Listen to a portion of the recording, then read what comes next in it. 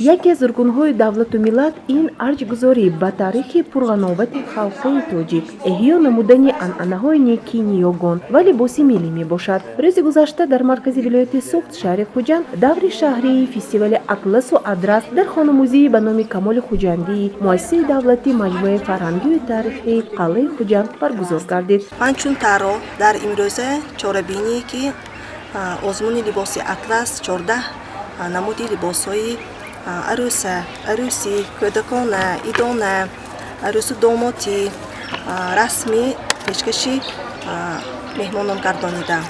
Орзу дорам ки дар ин озмун ба комёбиҳои муваффақ гардам. Баргузории фестивали мазкур яке аз тадбирҳои гиромидошти арзишҳои асили фарҳангӣ буда, он ба тарғибу ташвиқи либоси миллӣ ва намоиш додани ҳунари волои тароҳону ҳунармандони ватанӣ равона гардидааст. Фестивали мазкур бо мақсади ривоҷу равнақ бахшидан ба истеҳсоли матоъҳои адрасу атлас, тарғиби сару либос ва матоъи табиӣ аз ҷиҳати экологӣ безарар бо истифодаи услубҳои миллии дӯзандагӣ аз 4 номинатсияи намоиш ба мисли духти атлас, расмӣ, арӯсу домод ва либоси идона ки ба феҳристи либосҳои миллии давлати Тоҷикистон дохиланд пешкаши ҳозирин гардонида шуд. Фестивал аз 2 давр иборат буда, дар давраи дуюми иштирокчиёне ки дар даври аввал ғолиб дониста шуданд иштирок хоҳанд варзид. Аъзои ҳакамон ба ҳунари дӯзандагӣ, анъанаи либоспӯшии миллӣ, фарҳангӣ истифодаву ба бар намудани матои дастибоф эътибори аввалин дараҷа равона намуда, беҳтаринҳоро интихоб ва барои иштирок дар даври ниҳоии фестивал озмун